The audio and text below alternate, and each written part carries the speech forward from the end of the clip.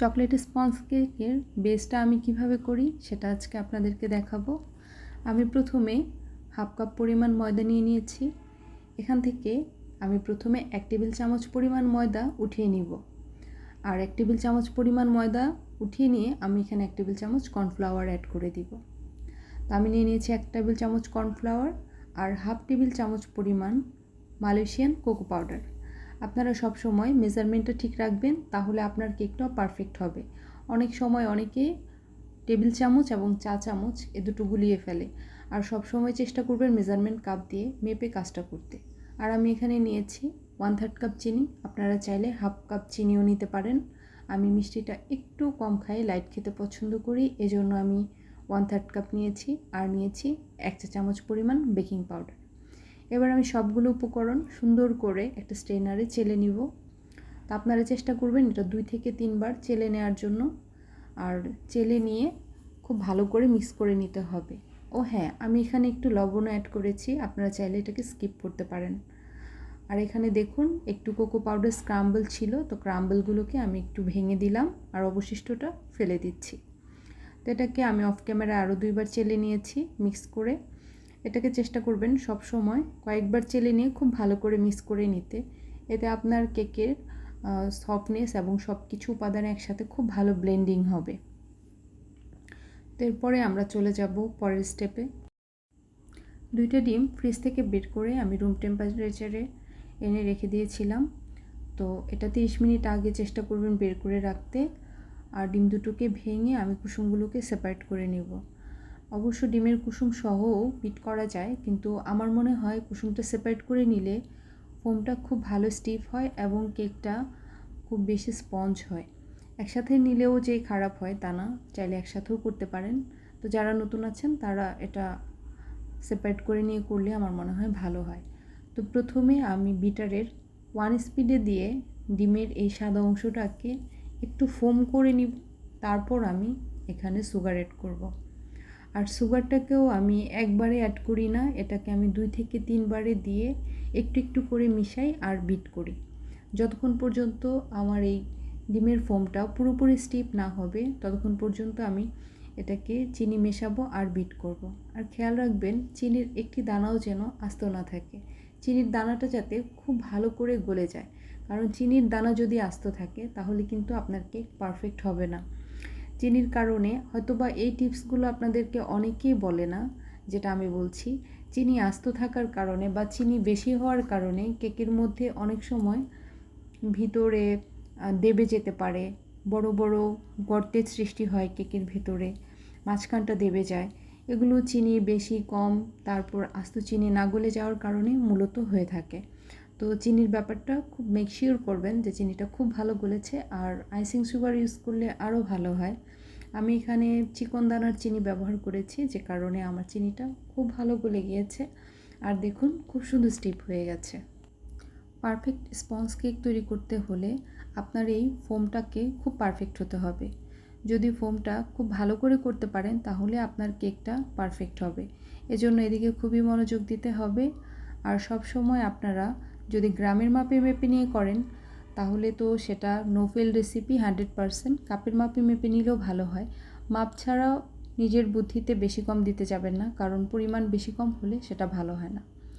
আর এখন এই পর্যায়ে আমি ডিমের কুসুম 2টা আর একটু ভ্যানিলা এসেন্স এখানে দিয়ে দিচ্ছি, আর সাথে আমি একটু দিব চকলেট ইমালশন।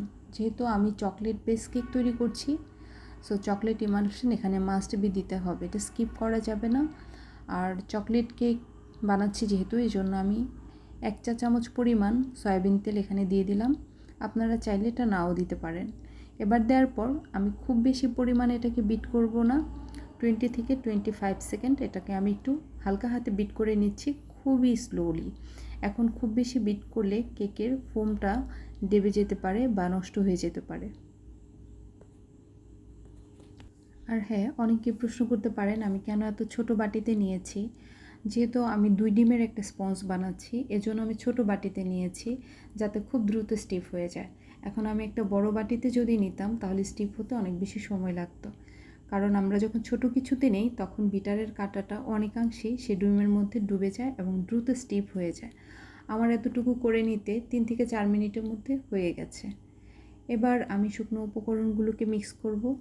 এটাকে খুব আলতো হাতে অনেকটা যত্ন করে মিক্স করতে হবে। এটা আপনি যত আলতো হাতে সুন্দর করে মিক্স করতে পারবেন আপনার কেকটা ততই পারফেক্ট হবে। মূলত স্পঞ্জ কেকটা খুব যত্ন সহকারেই তৈরি করতে হয়।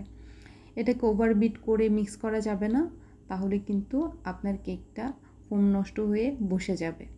এজন্য এটাকে দেখুন আমি যেভাবে ঘুরিয়ে ঘুরিয়ে অ্যাড করছি ঠিক সেভাবে অ্যাড করতে হবে। ওভারবিট একদমই করা যাবে না। আর 3 থেকে 4 মিনিট সময় নিয়ে আস্তে আস্তে এটাকে মিশিয়ে নেবেন, আর দেখবেন প্রত্যেকটা ভাজে ভাজে যাতে খুব ভালো করে মিশে যায় আর ক্রাম্বল না থাকে। যদি কোথাও ময়দা থেকে যায়, ভালো করে মিক্স না হয়, সেক্ষেত্রেও কিন্তু আপনার কেক নষ্ট হওয়ার সম্ভাবনা রয়েছে। তো এটা মিক্স করার ক্ষেত্রে খুবই যত্নশীল হবেন, আর এভাবে একটু স্প্যাচুলা দিয়ে উঠিয়ে দেখবেন এটা ভাজে ভাজেও পড়ছে কিনা। এখন আমি একটা কেকের মোল্ডে নিচের দিকে একটু তেল ব্রাশ করে কাগজটা গোল আকৃতিতে কেটে তারপর এটা সেট করে নিয়েছি। কিন্তু খেয়াল করবেন মোল্ডের চারপাশে যাতে তেল লেগে না থাকে, কারণ মোল্ডের চারপাশে যদি তেল লেগে যায় তাহলে কিন্তু আপনার স্পঞ্জটা ওই দিক থেকে ফুলবে না বা ওখান থেকে সাইড হয়ে আসবে, পারফেক্ট হবে না। স্পঞ্জ কেকের ক্ষেত্রে এদিকে খুবই সতর্ক হতে হবে, যেটা আপনার পাউন্ড কেকে না হলেও চলবে। তো মোল্ডে আমার মিশ্রণটাকে ঢেলে নিলাম একটু উঁচু করে। এবার একটা কাঠির সাহায্যে নেড়ে দিচ্ছি যাতে ভিতরে বাতাস থাকলে সেটা বের হয়ে যায়। তারপর আমি 2 থেকে 3টা ট্যাপ দিয়ে নিচ্ছি।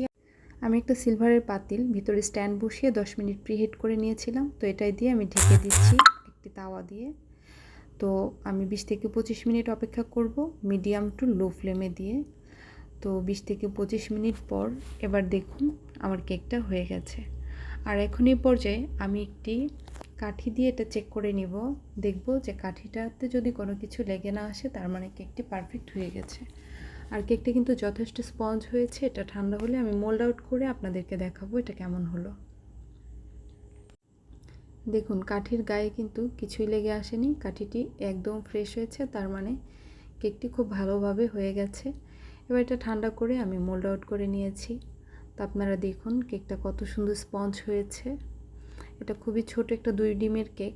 এটার হাইটটা কম হয়েছে কারণ এটা আমি 2 পাউন্ডের একটি মোল্ডে বেক করেছি। এটা যদি আমি 1 পাউন্ডের একটা মোল্ডে বেক করতাম তাহলে এটার হাইটটা আরও ভালো হতো। দেখুন কতটা সফট আর স্পঞ্জি হয়েছে, কেকটা দেখলেই বোঝা যাবে, এবং এটা খেতেও খুব ভালো হয়েছিল। তো আমার আজকের রেসিপিটি ফলো করে আপনারা এভাবে কেক তৈরি করবেন, আশা করছি আপনাদের কেকও পারফেক্ট হবে।